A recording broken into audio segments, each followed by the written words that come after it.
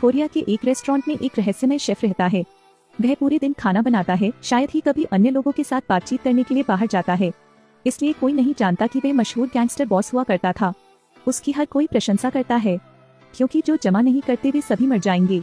1 साल पहले जियो सीक ने इस रेस्टोरेंट में एंट्री की थी। वह हर तरफ खून से लथपथ था। अभी अभी उसने एक प्रतिद्वंद्वी संघ का परिसमापन किया था। जियो सोक भी गंभीर रूप से घायल हो गया। उसे कमरे में शोर सुनाई दिया। जियो सेक ने दरवाजा खोला तो पाया कि दुकान के मालिक ने आत्महत्या कर ली है।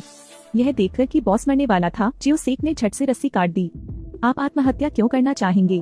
पता चला कि मालिक की बेटी की मौत हो गई थी, क्योंकि दुख ने उसे सोचने पर मजबूर कर दिया। चलो अच्छी तरह से रहते हैं। जियो सोक भी अपने वर्तमान जीवन से निराश था। मालिक को दिलासा देने के बाद उसने रसोइये के रूप में रहने का फैसला किया। आमतौर पर जीवन बहुत शांतिपूर्ण होता है। कामकाजी दिन, शाम बिल्लियों की देखभाल करना। जीवन इतना आसान है, जब तक एक आदमी डिलीवरी मैन के रूप में काम करने नहीं आया।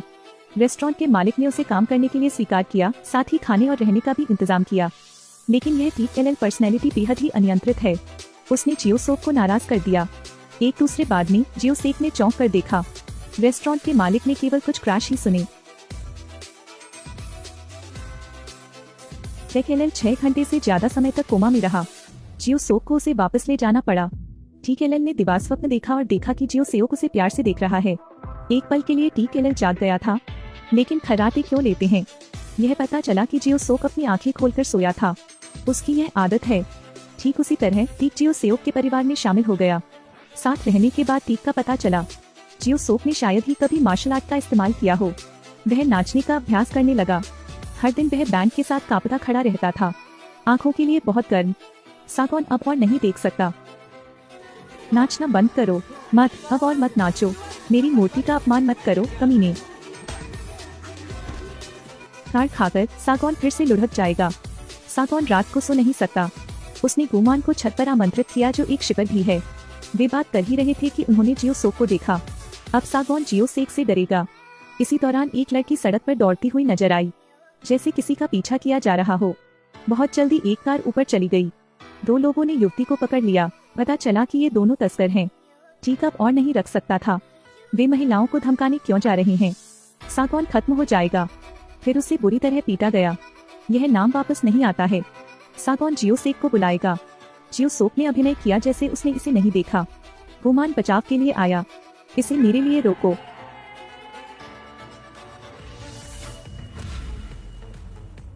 यह आदमी हैरान है। क्या अपने ही इतने दुष्ट हैं? पड़ोसी बातें करने लगे। ये दोनों नाम कार्य करने के लिए सुविधाजनक नहीं है। मुझे आपके चेहरे पहले से ही याद हैं, बस प्रतीक्षा करें। उनके जाने के बाद लड़की को वापस रेस्टोरेंट ले जाया गया। क्योंसू एक अनाथ है, कभी फुल कभी नहीं। भागने के दौरान जूते भी गुम हो गए, लेकिन कुयंगसू ने भी भीख नहीं ली। क्योंसू रेस्तरां से बाहर चले गए। अचानक उसे कुछ लगा। सागौन अपने जूते क्योंसू को फेंक देंगे। यह सेकंड हैंड जूता है, लेकिन अभी क्योंसू को इसकी सबसे ज्यादा जरूरत है। तब भी जियो सेक से बदला लेगा। उन्होंने जियो सेक को कायर होने के लिए डांटा, लेकिन जियो सेक का पर्दाफाश होगा, इसलिए ज्यादा परेशानी। फिर सागौन माल देने जाएगा। आमतौर पर वह सिर्फ मैला है, लेकिन उसका काम किसी से कम नहीं है। 1 महीना बहुत जल्दी बीत गया। सागौन वेतन राशि मिलेगी। यह वास्तव में अर्थपूर्ण है। जियो सोक जानता था कि ताइक घर से भाग गया था और उसकी माँ अभी भी घर पर थी। उन्होंने TLL को घर जाने की सलाह दी। मैंने आपको पहले ही कहा था, मेरी माँ और मेरे बीच बहस हुई थी।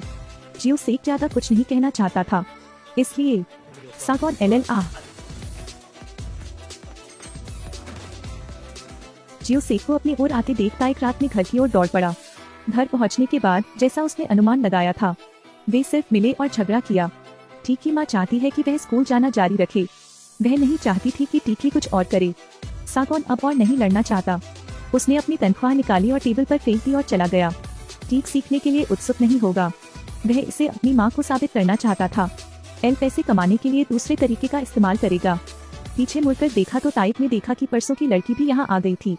यह पता चला कि रेस्तरां के मालिक ने क्योंसू को वेटर के रूप में रहने दिया, लेकिन दूसरे दिन के लोग फिर आए। उन्होंने मालिक को जमीन पर पटक दिया। TLL और गुमन वापस लड़ते हैं, लेकिन जीत नहीं पाते। हाथापाई के दौरान TLL फेंका गया और किसी चीज से टकरा गया। यह सराय वाले की बेटी की राख निकली। सराय का मालिक हैरान था। उसकी आंखें लाल और गुलाबी थीं। उसने राख को अपनी बाहों में पकड़ लिया। उस दृश्य को देखकर जियो सोक को गुस्सा आ गया। उसने उनमें से एक को उड़ा दिया। एक और लड़के ने जमकर मुट्ठी उठाई, लेकिन उनके पैर जमीन से उठे हुए थे। जियो सेक ने उसे नीच पर फेंक दिया, फिर उसे फिर से बाहर फेंक दिया। एक और नाम आ गया, एक कान का थप्पड़ मारो। जियो सेक ने चाकू को वापस पलट दिया, एक और थप्पड़। इसी दौरान एक युवक ने उसके सिर पर गमला फोड़ दिया। जियो सोक और भी क्रोधित हो गया। उसने एक मुक्का मारा, फिर दूसरे लड़के का सिर पकड़कर टेबल पर दबा दें। रेस्तरां की विशेष डिश लाइटर खाने की पेशकश करें। फिर उसने मारते हुए कहा, तुम्हारे दांत पहले गिरेंगे, है ना, या यह पहले फट जाएगा। आखिरी वाला चाकू रखता है। जियो सेक के शरीर को छूना, वह ध्यान आकर्षित करता है। खत्म हो गया। झगड़ा समाप्त हुआ। तभी पुलिस आ गई। उनकी जांच की गई और बाद में जेल गए। जियो सेक के बारे में क्या? पुलिस उसके साथ बहुत विनम्र थी। वे उन्हें वापस भी ले आई। हालांकि जियो सेक खुश नहीं था, क्योंकि वह जानता था कि उसका पर्दाफाश हो चुका है। उसके बाद वह अब और चैन से नहीं रह सका। इतना जरूर है, अगले दिन लोगों का एक समूह दुकान के सामने खड़ा था। इसके अलावा वे सभी लग्जरी कारों में चल रहे थे। सागौन जियो सेक को किसी से बात करते हुए देखेंगे। यह व्यक्ति अधीनस्थ है। उन्होंने जियो सेक को वापस आमंत्रित किया। उन्होंने कहा कि जियो सेक के गायब होने के बाद से अन्य गुटों ने उन्हें मार डाला। उसने भी कहा, बॉस, आपकी पहचान उजागर हो गई है। तुम उन्हें खोजने नहीं आओगे, लेकिन वे तुम्हारे लिए आएंगे। यही काला समाज है, इसलिए आपको आदेश लेना चाहिए। वैसे भी आपको अपने लिए काम करना होगा।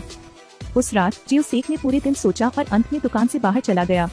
वह कार में बैठा और चला गया। बाद में मौजूद लोग सभी निराश थे। इस समय टीक-एल परिवार फिर से हुआ।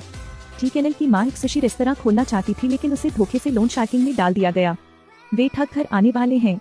टीक-एल को मदद के लिए जियो सेक को बुलाना पड़ा, लेकिन जियो सेक ने कहा, अब आप बचे नहीं रहे, आपको अपनी समस्याओं का समाधान खुद करना होगा। जियो सोक कैरियोकी बार के एक कमरे में दाखिल हुआ। अन्य 2 राज्यों के बॉस भी यहाँ हैं। जियो सेक ने 2 टूक कहा, कृपया भविष्य में मेरे क्षेत्र में बात करने के लिए न आए। शब्द बड़े विनम्र हैं। बिग ब्रदर ने सोचा कि जियो सोक डर जानता है। वार्ता विफल रही। जियो सोक छोड़ना चाहता था, लेकिन उसे रोक दिया गया था। क्या आप मुझे एक गाना गाते हुए सुनना चाहते हैं?